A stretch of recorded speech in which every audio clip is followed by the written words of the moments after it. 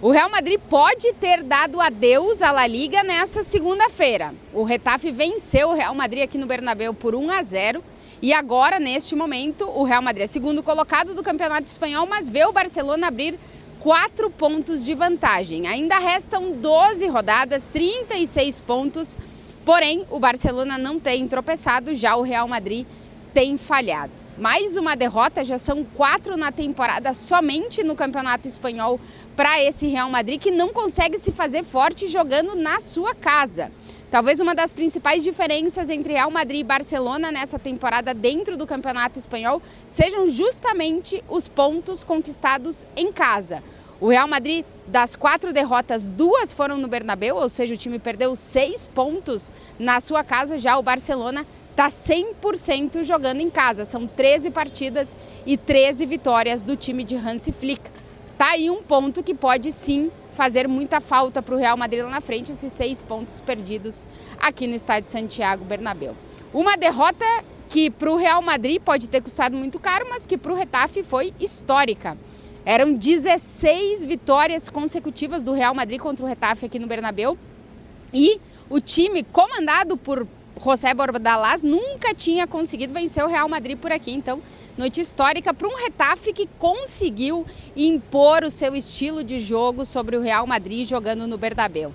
Um time que faz muitas faltas, que perde muito tempo, que arrasta muitas partidas e que se defende muito bem e que impede que os seus rivais possam encontrar espaço na sua defesa. E foi exatamente isso que o Getafe fez aqui no Bernabéu nessa segunda-feira. Um Real Madrid que não conseguiu em momento algum contrarrestar o jogo do Getafe e que o tempo todo se sentiu incômodo durante a partida. Destacar que na escalação o Arbeloa surpreendeu com a escalação do Thiago Pitart, um menino da base que pela primeira vez foi titular com o Real Madrid. Lembrando que o Camavinga estava fora por uma questão dentária, ele teve um problema e acabou perdendo o jogo.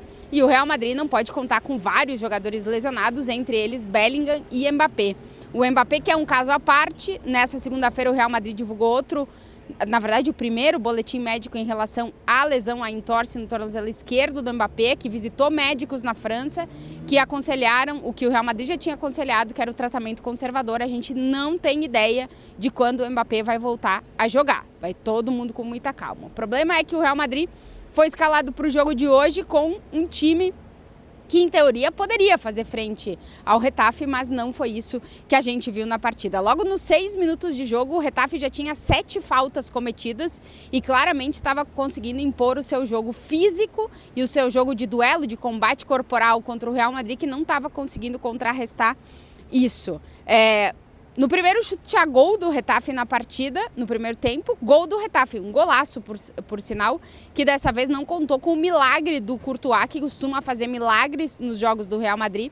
Dessa vez o Courtois não fez milagre e o Real Madrid não conseguiu evitar o gol do Getafe. O Getafe que em 90 minutos de partida, um pouquinho mais com os acréscimos, que o árbitro acabou colocando bastante tempo de acréscimo justamente pela perda de tempo do Getafe, chutou 3 vezes no gol durante todo o jogo e no primeiro chute que teve conseguiu encontrar o gol. O Real Madrid até melhora um pouco no segundo tempo. O primeiro tempo foi de muita dificuldade do time de Arbeloa de entrar na área e de finalizar no gol. Pelo lado esquerdo com o Vinícius e até com o Valverde caindo bastante ali pelo lado esquerdo, foi onde o Real Madrid tentou produzir mais ofensivamente. Inclusive o Vinícius foi o jogador que mais tentou, mas também não conseguiu acertar no gol do Real Madrid dessa vez.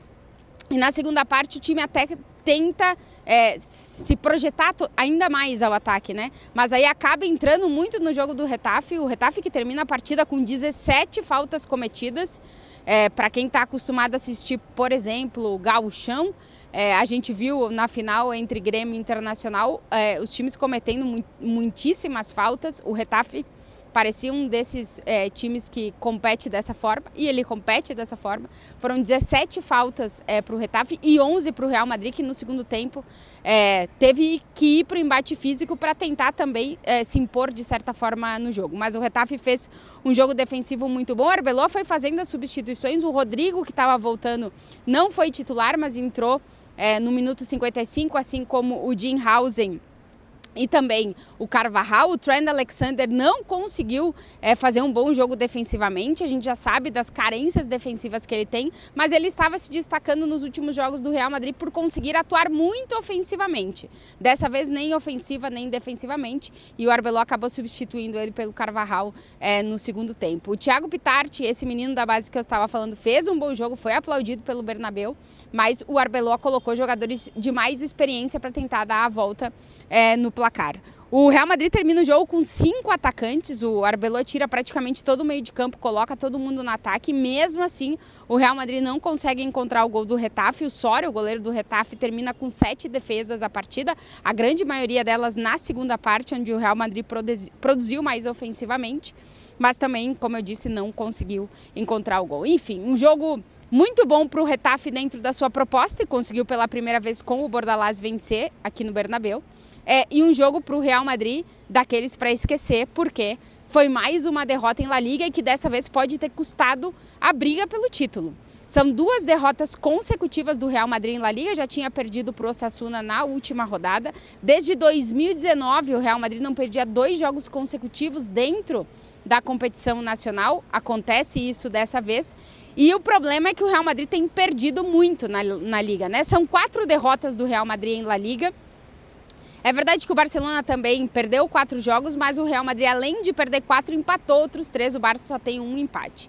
E o problema do Real Madrid tem sido em casa, não tem conseguido ser forte no Bernabéu.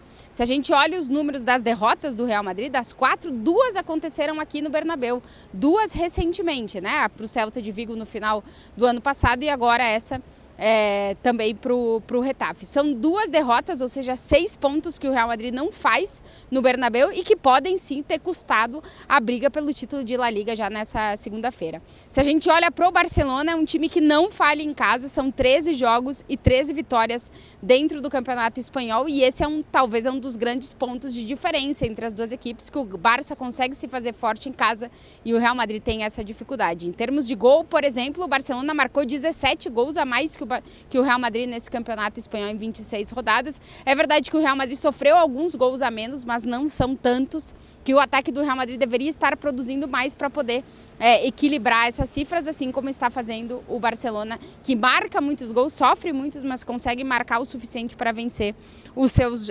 jogos. Vamos ver o quanto essa derrota vai custar, como eu dizia, na briga pelo título de La Liga.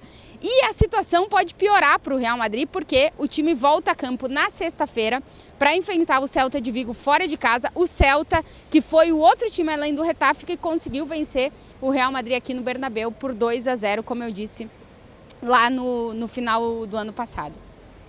O Real Madrid que tem o Celta de Vigo para enfrentar fora de casa, e tem mais 3 desfalques para esse jogo, porque o jogo aqui terminou com o amarelo sendo distribuído para todos os lados e com o vermelho. O Carreras e o Hausen. O Hausen, que inclusive entra no minuto 55 no jogo, não entra bem de novo, tem muitos erros defensivos, compromete bastante e ainda toma o cartão amarelo no final da partida, que faz ele ficar fora do jogo contra o Celta, sendo que o Real Madrid está com problema para escalar os defensores, porque o Asensio teve aquela pancada na cabeça e ainda está tentando se recuperar para poder voltar. Tem o Manchester City na semana que vem, então o Hausen acaba prejudicando aí o Real Madrid. E o Carreras também tomou cartão amarelo, perde também o próximo jogo pela acumulação de 5 cartões amarelos. E o Mastantuono tomou um vermelho no final do jogo por falar alguma coisa pro árbitro, ainda não sei a ata, não sabe se sabe exatamente o que ele falou, mas foi um cartão bobo também, que poderia ter sido evitado. De um Real Madrid que já está cheio de desfalques, que o Arbeloa já tem dificuldade ou para escalar o time ou para ter jogadores no banco para mudar a partida caso seja necessário, e mais 3 desfalques para um jogo complicado lá em Balaídos contra o Celta de Vigo, que vem fazendo vem vivendo um bom tramo de temporada, e é sempre difícil enfrentar o Celta lá. É verdade que o jogo promete ser um pouco mais aberto. O Getafe hoje fez um jogo super fechado e o Real Madrid não conseguiu entrar na área do Getafe poucas vezes para conseguir finalizar no gol. Contra o Celta deve ter mais jogo, mas o Real Madrid cheio de desfalques para essa partida, de um Celta que já, como eu disse, venceu o Real Madrid nessa temporada.